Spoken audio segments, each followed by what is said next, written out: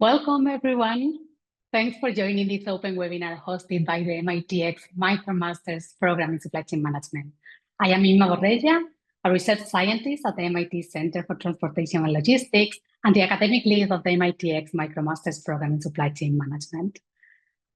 Today, we are fortunate to have with us Dr. Dmitry Ivanov, Professor of Supply Chain and Operations Management and Director of the Digital AI Supply Chain Lab at the Berlin School of Economics and Law. Welcome, Dmitry. Hello, everyone. Inma, hello, good morning, good afternoon, good evening, whatever part of the world you are joining us. So as I mentioned earlier, this live event is brought to you by the MITx MicroMasters Program in Supply Chain Management. So let me briefly introduce the program before we start our discussion with Dmitry. I have prepared a couple of slides, but I promise I will be short. So the MicroMasters Program in Supply Chain Management is a professional and academic credential from MIT available to learners worldwide. Anyone can access the program, anyone can learn with us. It offers top quality graduate level content equivalent to what we teach here at MIT. It is designed with a high hands-on approach. The program follows a learn and apply principle. This means that participants can immediately apply what they learn in the videos through practice problems, but they can also learn apply what they learn in the course to their day-to-day jobs. And that's what learners have told us over and over. This is very, very applicable. This fully online program includes 5 massive open online courses in supply chain management, covering everything from analytics and fundamentals to design, supply chain dynamics, complexity, cutting-edge technology and systems. So we cover many different topics through these 5 different courses.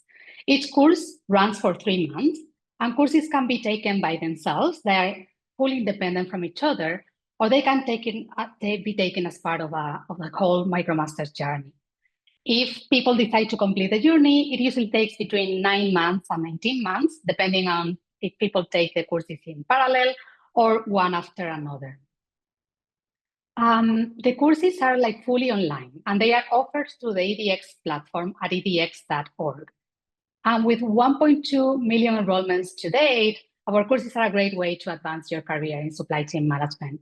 What is great is that courses can be edited for free. So we are here to democratize knowledge.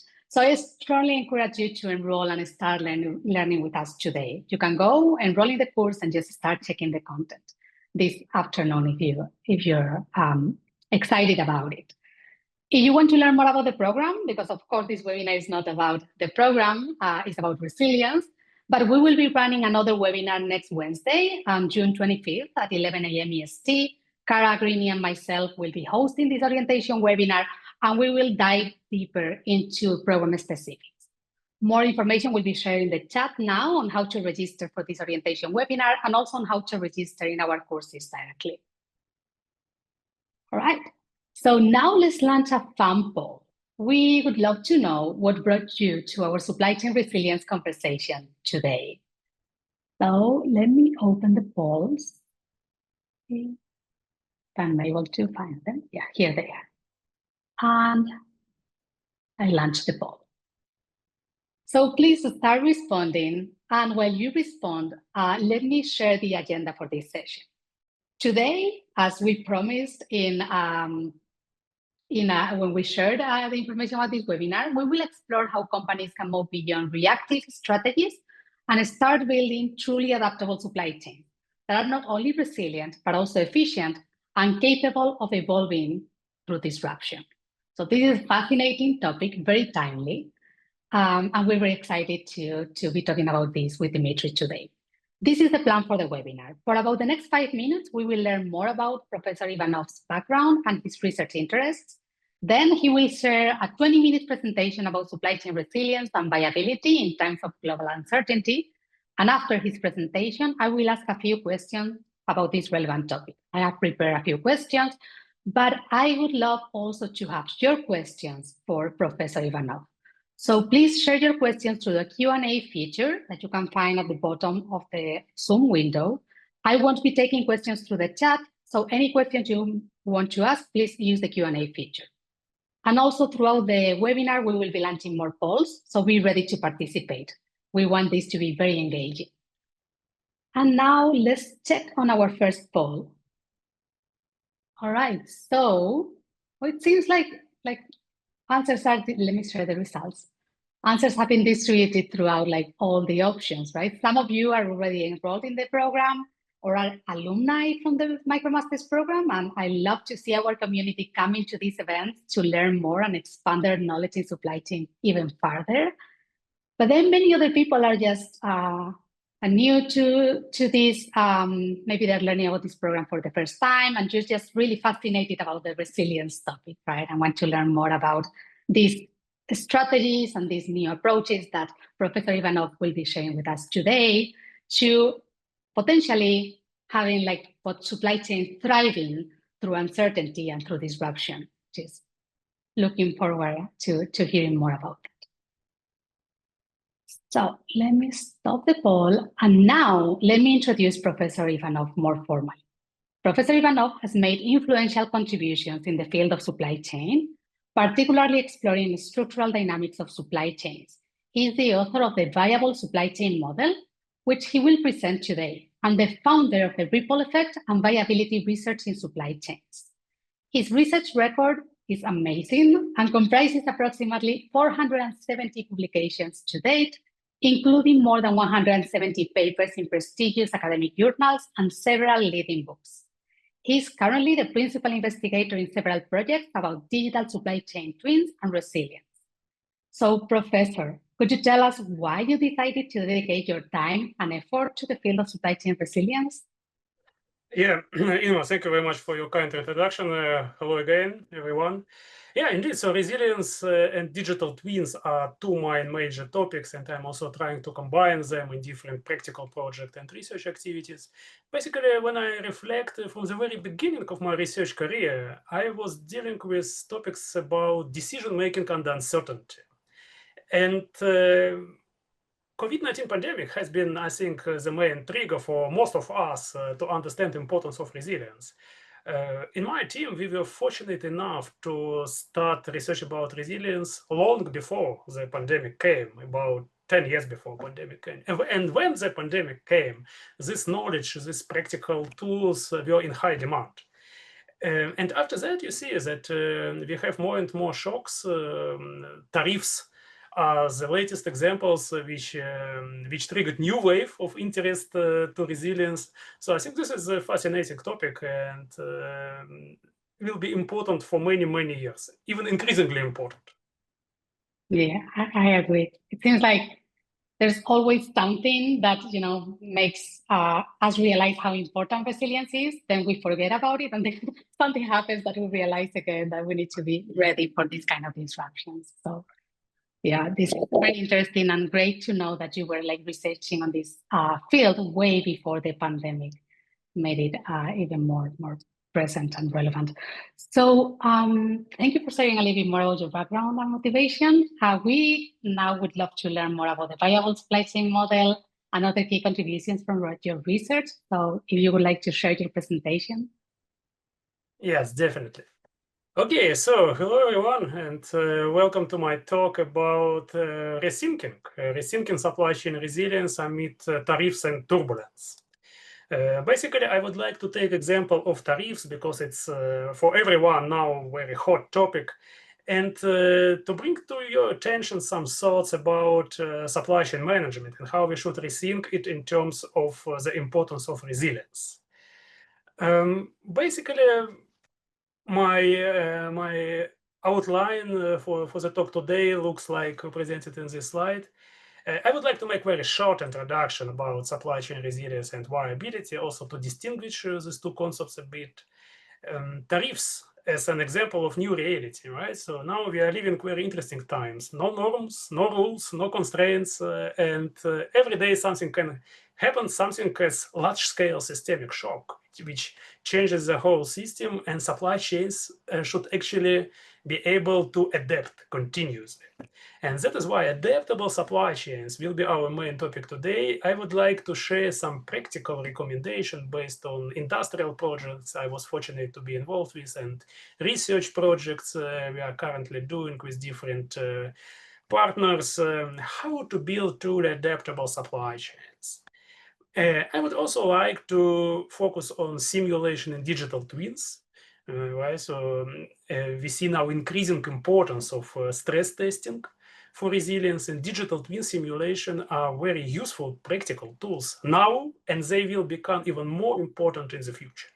And finally, we can talk about intelligent digital twins and human AI interface. Yeah, so here you also see some literature written on this topic, and also please feel free to connect with me on LinkedIn in this case, where my digital twin operates and shares from time to time some thoughts about resilience. All right, so let us begin. And first of all, what is resilience, right? So resilience is the firm's capability to withstand, adapt, and recover from disruptions to meet customer demand and ensure some target performance.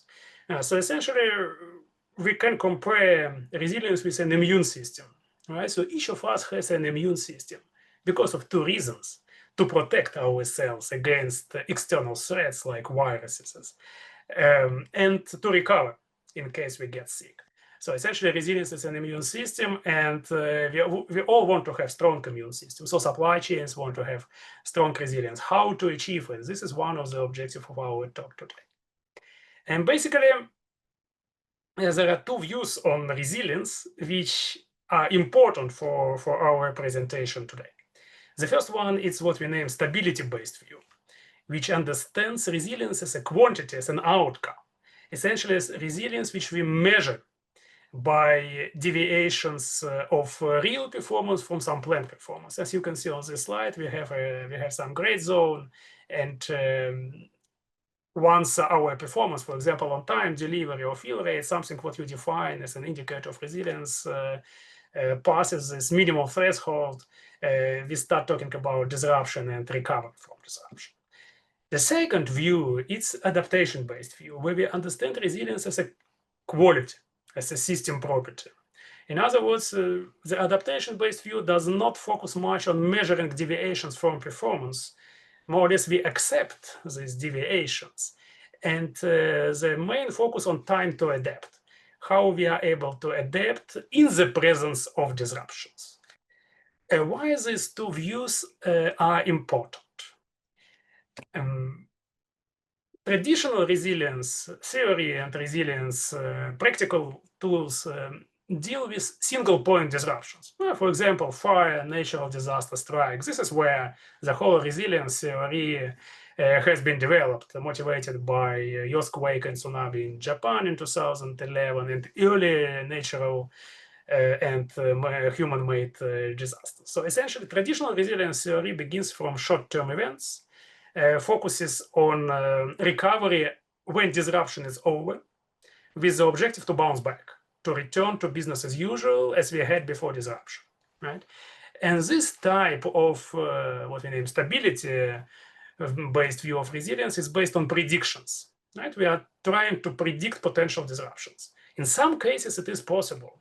For example, if I know that every summer in July and August, in some regions of the world, like in South Asia, for example, very high probability of typhoons, then I would be able to prepare my supply chain because it is something what we name known event, right? So, and companies know quite well how to manage the single point disruptions and mitigate the ripple effect. It becomes tricky when we come to the point of systemic shocks, right? So here we talk about long-term crises.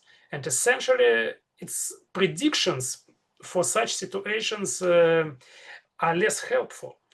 What do you want to predict when you even don't know what can happen, right? It's fully unknown, uncertainty type. And the objective is not just to bounce back to some on-time delivery targets. The objective is really to survive and adapt in ever-changing disruptions, given very short-term planning horizon and accepting crisis as a norm. Examples are Tariff, the most recent event, also pandemic. Maybe someone can remember, right? We had something like this a couple of years ago. And for example, shortage of critical components like global semiconductor shortage. The question is, have companies prepared their supply chains for this new volatile world? Any lessons companies have learned from COVID-19 pandemic? And here, Irma, when you don't mind, could you start our first poll? Yeah, the question is, did the pandemic change the attitude of companies toward resilience in your particular company, or in general, what is your observation about practice of supply chains? I'm very curious. So my experience, it's mixed. Sometimes some companies indeed have adjusted their supply chains and sorry, are now focusing on resilience much more as before pandemic. But some companies, when this crisis was over, just returned back to cost efficiency, to profit-based supply chain designs, always forgetting about lessons learned from pandemic. About 60% of participants have already responded to the poll. This is great. Thank you for your active participation, dear participants. Yeah, and basically the importance of redesigning supply chains toward resilience based on the lessons learned from pandemic, it's visible right now. Now with tariffs, we have got another context of a large-scale systemic shock, where during very short period of time, right, supply chains. Okay, it's interesting. So yeah, you see the absolute majority, or say not absolute, but 37% say we redesign supply chain structures to make them more adaptable. This is something what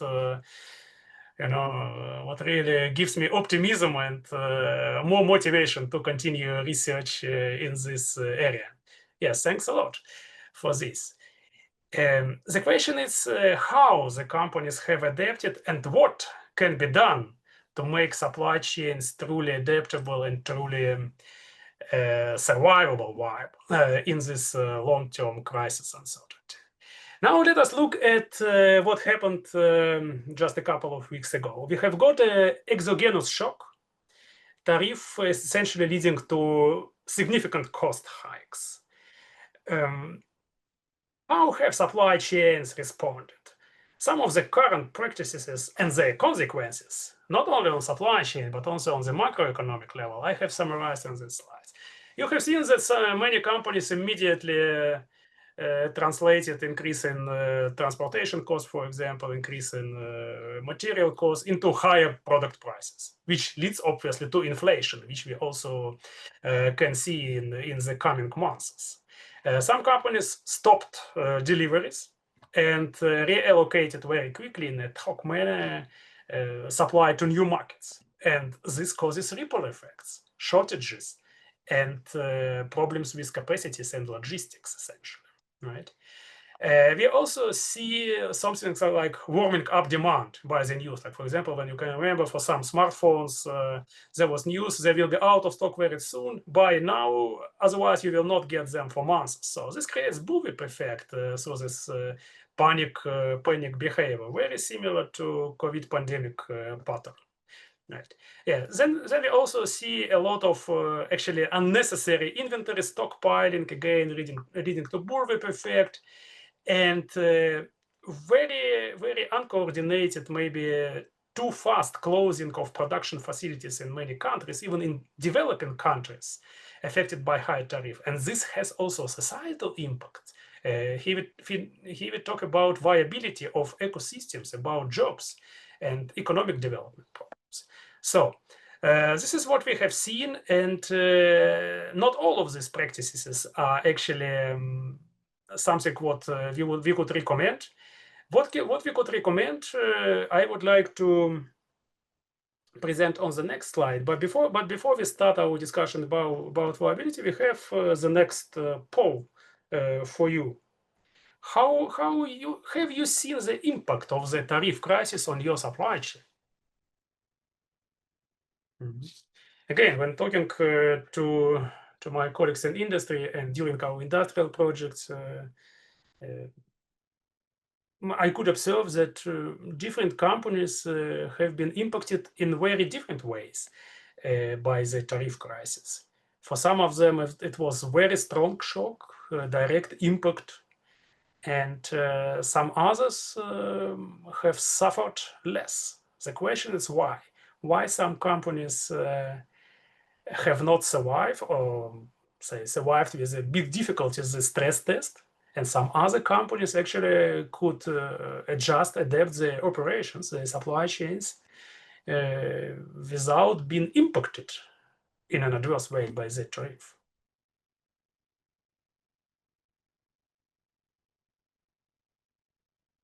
Yep. People are complaining in the chat that the poll is single choice and not multiple choice. I guess many people wanted to select a few. So just choose the one, like the biggest impact, the area in which you saw the biggest impact of the tariff crisis. We know that the impacts are systemic, and many of these things may have been impacted in your supply chain. Exactly. So obviously, when you are impacted, then everything gets impacted. Production, logistics. Here, the idea of this question is to see where you have seen the major impact. So in the frame of our audience today, price hikes are obviously the most popular consequence of tariffs, and this is something what also exactly corresponds to my observations from projects, and this is what you can also actually see as the first point on this slide. Thank you very much for sharing your thoughts.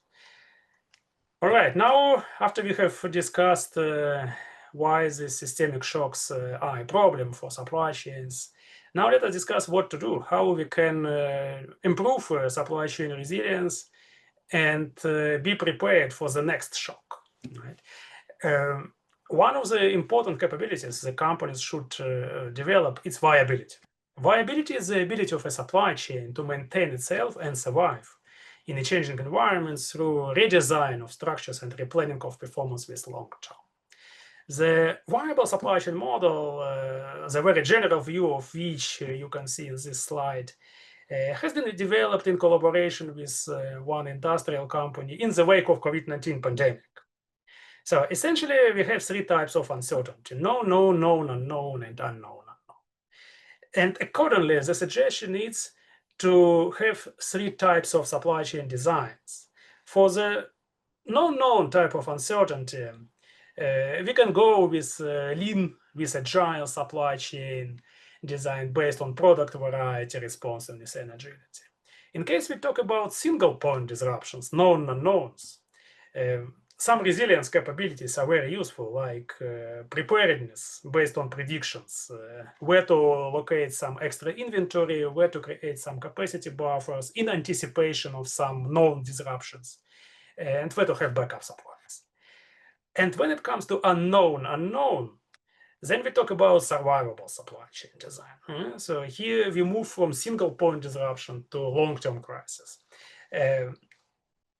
Practical recommendations are here: production repurposing plans, localization, a combination of local and global, I would say, redesign of supply base and logistics. So essentially, the viable supply chain model is about adaptable structural supply chain designs, and most importantly, adaptive mechanism for transition from lean to resilient, from resilient to survivable, and bouncing back when disruption or a crisis is over. So to understand the difference between resilience and viability, we can take a look at this slide. So basically, resilience is a sort of a closed loop system, right, where we understand ability to recover after a disruption and return to some baseline initial state. Viability, in contrast, looks at how can we operate in the presence of disruptions, changing dynamically. So we are not waiting until disruption is over, right? So we cannot wait until pandemic is over. We should somehow adjust our operations. The second point which makes viability a distinct research topic is that resilience actually mostly looks at economic performance, while viability integrates economical and societal components. And finally, resilient systems are usually provide a sort of what we name hindsight-driven view for known unknown situation, based on the previous knowledge and predictions using previous knowledge. Viability does not rely much on predictions. It builds upon adjusting proactive responses in a flexible way to the unexpected. So sort of foresight-driven view, unknown. Yeah, so I think it sounds very interesting for you. And you would also have a very, especially those of you who have experience with supply chains in practice, you would have one simple but essential question in mind. How to design supply chain viability? What can we do practically to develop viability capabilities? Yeah, so basically this framework is something which is one of the main messages of our presentation today. Viability and adaptation is based on three major pillars, which are management, technology, and organization. Right? A traditional way to look at the resilience is to try to predict uncertainty and prepare for some anticipated disruption. Our approach, it's about creating adaptable supply chain networks which are less sensitive to uncertainty. So in other words, with the capabilities we see on this slide, we are trying to reduce disruption prediction efforts, to consider resilience not just as a cost driver, which is waiting for emergency situation, but as a value creation capability. And in the viability view, we do not try to avoid risk, we accept risk and try absorb disruptions through designing structurally adaptable and functionally reconfigurable networks. In the management view, the focus is on variety and flexibility. Concrete measures multiple diversified sourcing, omnichannel distribution, flexible manufacturing systems, decentralized logistic networks, risk inventory pooling, and developing of decentralized networks, for example, manufacturing as a service. Technological pillar, it's based on feedback and visibility. With the help of digital twins, Industry 4.0, supply chain analytics, industrial metaverse, AI, supplier collaboration portals, data spaces, and ecosystem, we become principally new capability to establish end-to-end visibility in the supply chain. And visibility with data feedback, with information feedback, has at least the same importance for adaptable supply chain as variety and flexibility at the management level. And finally, organizational direction towards social technical ecosystems, decentralized collaborative adaptation, human-centric ecosystems, focus on performance persistence, long-term survival, reconfigurable supply chains, intertwined supply networks, and viable supply chains. So essentially, supply chains are among the most complex social technical systems ever created. And when we combine these three views, management, technology, and organization, here we get a chance to develop truly adaptable, truly reconfigurable supply chains, which are not just predicting possible disruptions, so focusing on the environment, focusing on what is outside of supply chain, but which are actually looking at internal capabilities, how we can use resilience in our everyday operations to increase both profitability and adaptability. This is the focus. And now I think we have another poll. Yeah, here the focus is, has the tariff crisis prompted your company to enhance its resilience? So you can remember our first question was about COVID-19 pandemic. And many of you told yes that it was something which created understanding of importance of resilience. Now we are curious about this new systemic shock and reactions of supply chains. Is it something what we can consider as a new driver, a new wave of interest for resilience, or is it rather a minor point, say episodic disruption which does not impact supply chains in the long term? Yeah, and you see that possible answers are related to these three main components of the frameworks which we just discussed. When you are going to change something in your supply chain to make it more adaptable, where would you focus more? On management, on technology, or on organization? We'll give you 30 more seconds and we'll close the poll. Yeah. So Yeah. go ahead and submit your answers, please. Yeah. At some of the slides, if you will watch this webinar later, once again in the recorded form, you will see some references to my research papers where the concepts which I am explaining today are described more detail. So in case you need more clarifications. Yeah. So look, the results show that almost 44%, almost half of participants focus on management, and this is something what I really expect, right? So my experience with companies with industrial applications shows that variety, flexibility, it's probably the first area where the companies are looking at when they start improving resilience. However, I would really recommend to focus also on technology. With the help of digital twins, with the help of end-to-end visibility, we can achieve at least the same improvements as resilient as with management, but sometimes even more. Right? But we still see that 23% say no, even tariff crisis does not convince us to improve resilience. Okay, let us wait. What should happen so that everyone would say, okay, resilience is something what we really need. All right, great. So now let me focus on this digital twins, which seems to me a very, very important area. What is digital twin? It is a virtual system comprised of three main elements: digital visualization, digital technology, and analytics. So essentially, we develop a physical supply chain map as a computer model. Then we develop technology to get data into this model for different types of objects like Internet of Things, different sensors, blockchain, cloud data, whatever. And then we make use of this data, right? So developing descriptive, predictive, and prescriptive analytics for decision-making support. The principal idea of using digital twin for stress testing is presented in this slide. So in the center, we have the supply chain model where we essentially present in the digital form our real supply chain. This model is, in this case, in any logistics, connected to risk data, which are coming from external systems. So essentially, and then we are doing risk data mapping.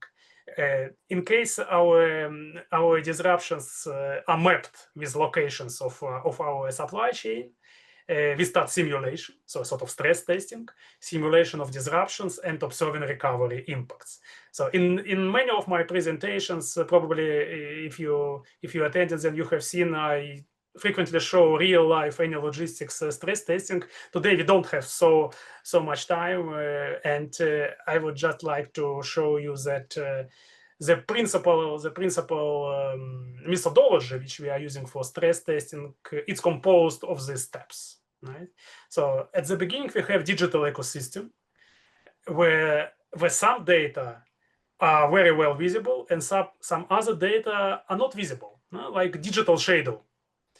For example, automotive companies, they know very well the tier 1 suppliers, but they don't know tier 2 suppliers and they don't know tier 3 suppliers. And if something happens in tier 3 suppliers, it's very difficult to track the ripple effect from tier 3 supplier disruption to a water assembly factory. That's why our first task is to focus on disruption identification.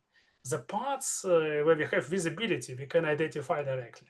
Otherwise, we should use technical analysis, generative AI, or even direct signals from suppliers, to discover these disruptions.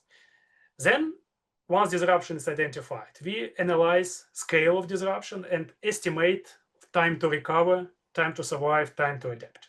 Right? The next step is to start digital twin. After simulation, a manager takes decision to act or wait.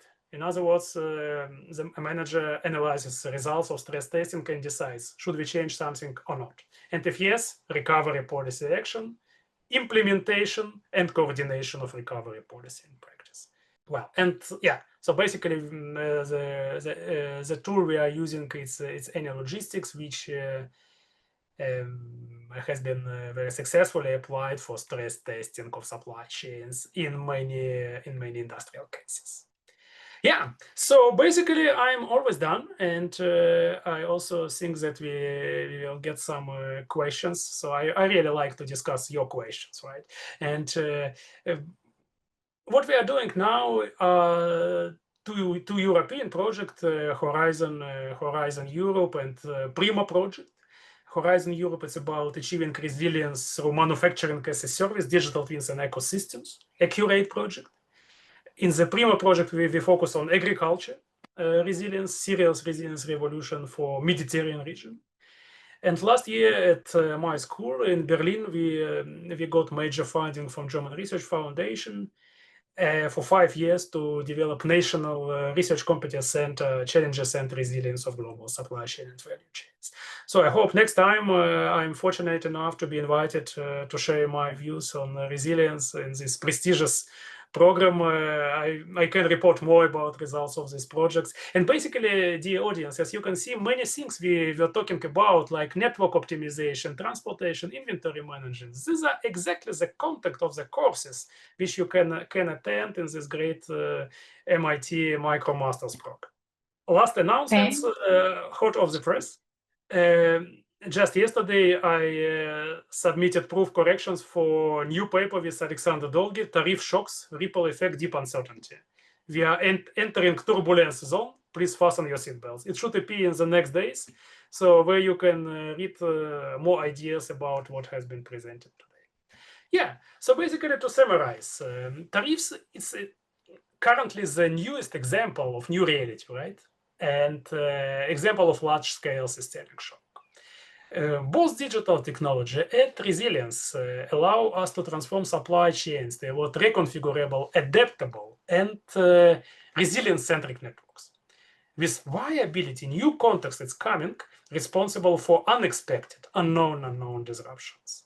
And adaptation-based view of resilience is something what allows companies to develop truly adaptable networks.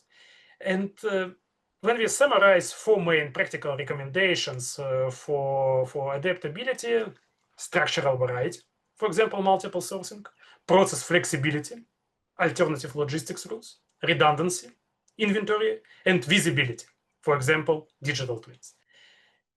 Thank you very much for your attention. Thank you, Dmitry. Amazing presentation. You covered so much in just 25 minutes that I think we'll have to watch the webinar again to really digest all these new ideas and new frameworks that you're proposing here. So thank you so much for sharing it with us and with our audience. There's plenty of questions in the Q&A feature. Please keep adding if you wish. We will dedicate the next 10 minutes to questions. I have prepared some as well. So let me start with one of my questions, and then I'll select some from the audience. So you distinguish between resilience and viability in supply chains. Of course, everybody is very familiar with resilience. We've been talking about that for years, but viability is quite a new concept. So can you help our audience understand why this distinction matters for today's business leaders? Yeah, thank you, Ina. This is indeed a great question. Resilience has been developed at the times where we had more or less stable world, right? So supply was more or less predictable, demand was more or less predictable, and the focus was, how we can cope with single point short-term disruptions like earthquake or fire or strike. And for this type of shocks, indeed, supply chain managers, supply chain leaders have a lot of knowledge and practical tools how to manage this. However, with the pandemic and all the subsequent disruptions, and Tariff being the latest one, we have got completely new context, which goes beyond of single point disruption. And now we talk about long-term period, many years, or even maybe decades, who knows, right? Which are characterized by unknown uncertainty and large-scale systemic shocks. In other words, it is not just about recovering after single point disruption. It is ability to survive in the presence of long-term crisis. And this is exactly the point why I think viability is so relevant and important now and in the future. Great, thank you, Dmitry. And a follow-up to that question. So I guess this is more like, you're talking a lot about survival, this like continuous change around us. It sounds very familiar to like some biology terms, right? Like how organisms survive and adapt. And I know you've studied adaptation mechanisms extensively. So could you maybe like tell us what specific capabilities, of course, like just pick a few, like, or a couple that you think are very relevant for companies to develop, not just to survive, but actually to survive and thrive in this new context that is continually changing and more shocks are expected to come. But they are unknown, of course, they are unknown. Unknown, exactly. So yeah, this is also a great question. I totally agree. All this terminology, viability, survivability, has a lot of commonalities with biological systems, with immune system, and essentially viability theory was developed in the area of biological systems, trophic chains, immune responses. And this is literature which I extensively studied in the last years, and even published 2 papers. One about immune system mechanisms, how we can use them for supply chain resilience, and one about biological systems, how we can use adaptation principles applied in biological systems in supply chain. To briefly summarize the insights from this research I did. Immune systems, each of us has an immune system which is built of 2 main blocks, innate and adaptive immunity. Innate immunity is something what we are born with, like skin, to protect ourselves against basic external threats. Adaptive immunity is something what we get during our life. It can be vaccination, it can be contact with real virus, and this is something what we name learning, right? So learning from disruptions, and next time when we get the same virus, our body already knows how to react. Our immune system already knows how to absorb this disruption. So, and here we have a lot of similarities to supply chains, right? We also have innate immunity, like inventory, like capacity buffers, like flexibility, actually, which companies are using every day, regardless of they think about resilience or not, they have it here. And we can use it for resilience when applying properly. And there is also something adaptive, specifically developed for disruptions, for resilience cases.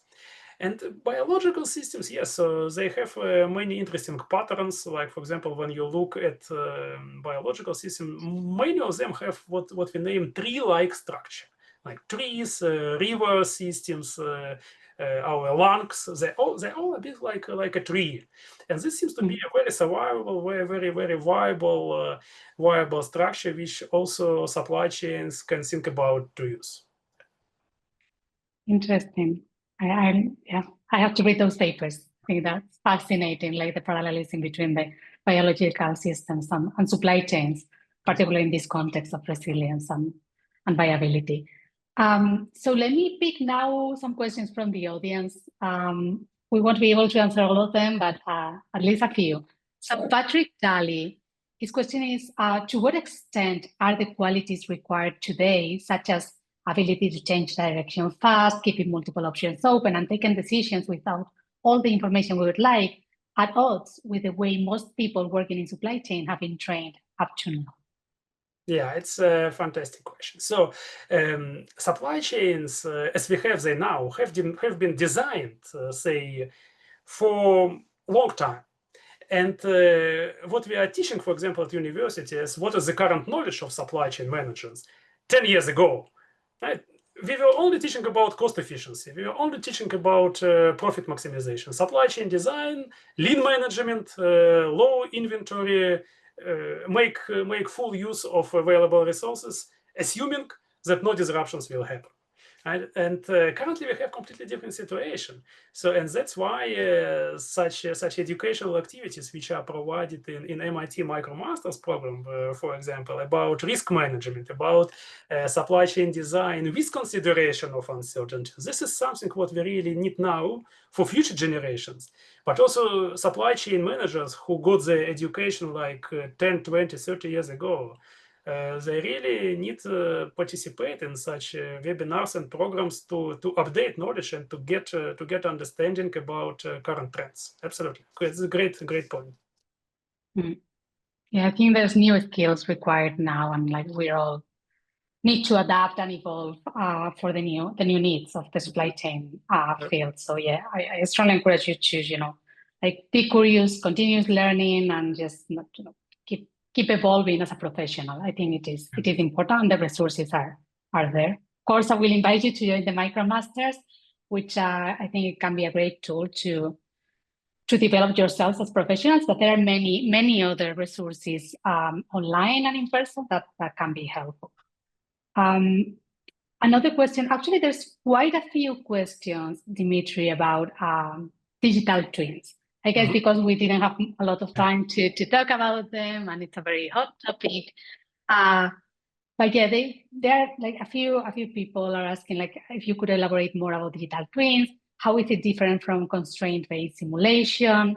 How can it help in responding to disruption versus forecasting the disruption? So maybe you can talk a little bit more about that. And why you think they have a huge potential for improving resilience in supply chain. Absolutely. I see a huge potential in digital twins for resilience, and this is also confirmed by practical projects. I cannot talk about all of them because of, also some confidential agreements, but what I see now in practice in many companies who have developed digital twins and how they are using it for resilience in combination with generative AI, it's really fascinating what you can do with data and how you can make use of available data at different levels, structural data, process data, for managing resilience and adapting your supply chains when such tariffs shocks, for example, are coming. Yeah, basically, this is a very popular question, which I discuss almost in every executive conference where I am presenting. What is the difference between, say, simulation model and digital twin?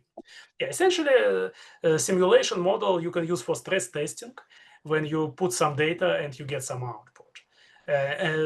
In digital twin, we do not just make a single model stress testing. Digital twin evolves with the physical system. So every time when we start simulation in digital twin, we do it with real life data, right? So and the quality of results is completely different. Next, in digital twin, we integrate the whole ecosystem, actually, right? So with different degree of accuracy, here I totally agree, right? When we look at our internal supply chain, we have high data accuracy. When we look at our deep tier supply network, the accuracy of data is decreasing. However, we are able to capture the whole network, and this is how digital twin it's principally different from single simulation. Thank you. I think that helps clarify and understand the potential. And of course, I invite everyone to explore it further. As Dmitry mentioned, the technology pillar is one of the least explored. Also because I guess it's there's certain barrier in knowledge and investment, but definitely it's worth to start exploring with small scale and see the potential. There's some questions. This is about living more traditional, but I think it's interesting. So, how important it is to globally diversify sourcing production location by establishing multiple locations across multiple countries? Are you seeing this as a strategy adopted by companies to increase resilience when these systemic shocks are happening? Yeah, or is something not so relevant anymore? Yeah, so exactly. So this is a very, very lovely discussion which we have now and which we had in the last years. Should we move to local should we stick to global, or should it be a mix? I think it should be a combination of both, right? So on the one hand, global sourcing, it's not just a risk, it's also a chance, especially in terms of diversity, in terms of flexibility for resilience. But on the other hand, it's also a risk, right? So because of long transportation times and other geopolitical risks, for example. So that's why a healthy mix of local elements and global elements in supply chain is something what can really help to improve resilience, viability, and make supply chains more adaptable. Great. And then one last question, again, it's something that's been repeated, like I guess it's another hot topic. Yeah. We didn't touch on that during the presentation today, at least not much, but people are wondering, I think it's the biggest question, how Gen AI or AI may also play a role in all these like new strategies to improve resilience. And I think you mentioned it briefly, that some of your research projects now are touching on these, but I don't know if you want to like mention something about it. Yeah, this is a great question. Indeed, so we have 3 levels of digital twins, I would say, right? Traditional digital twin, cognitive digital twin, and what we name intelligent digital twin. Traditional digital twin, okay, you have simulation model, you make stress test, and then you analyze results.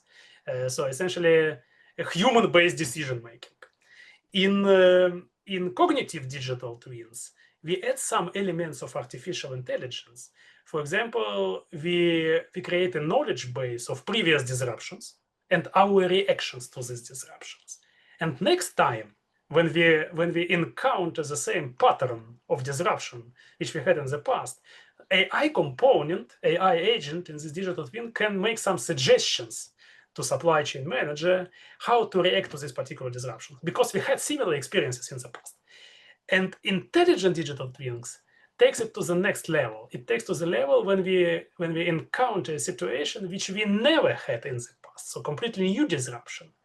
And here we have different AI components which help to generate recommendations, even for situation of completely new, previously unknown disruption. So this is the first point. And the second point about generative AI. And just to give you a practical example, one company we are working with, their tier 4 supplier had disruption, fire. And it was clear that for about 1 month, there will be no material supply from this factory. The question was, how can we identify the ripple effect path from the tier 4 supplier to the assembly line? And here, with the help of generative AI, we were really able to identify this ripple effect path and to essentially to find connections by buyer-supplier relationships, tier 4, tier 3, tier 3, tier 2, to 1, and to tier 1 to OEM, just based on available texts in internet and different sources.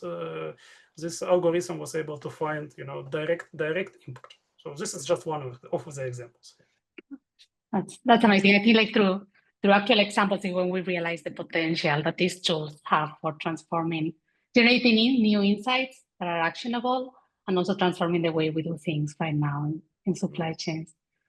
Thank you for sharing, Dmitry. I think all these topics are so fascinating. So let me now, and thank you everybody for your questions. There's more than 50 questions. I don't think we can answer them, but that shows how interested people are in this topic and on Dmitry's knowledge and of course research. Just to wrap up, Dmitry, all of our audience, many of them are supply chain professionals. They are building their careers in supply chain management. They want to keep progressing. That's why they come to these kind of events, to keep learning. So in your opinion, as a professor and researcher in this field, what skills should they develop to thrive in this new paradigm of continuous uncertainty? Yeah, so this is a great question. I think supply chain managers should focus on 3 areas: management, technology, and organizations.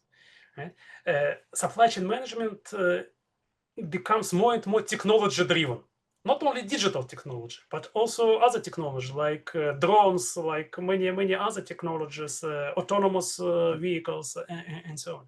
So essentially, I think this is also what we are doing at my school. For example, we in our supply chain management program, we have modules both about management, but also about technology and about analytics, data analytics. This is very important, right? To be able to at least to understand machine learning, reinforcement learning algorithms, to be able to make use of available data.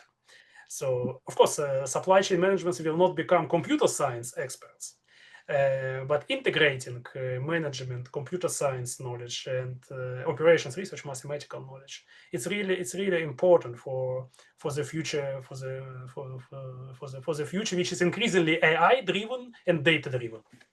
Great, thank you. Thank you for providing such a clear framework for people to work with. And this always helps, particularly for engineers like me.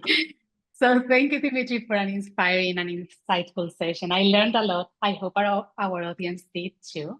The recording will be available. So for anyone who wants to go over this again, we will be sharing the recording soon as it is ready.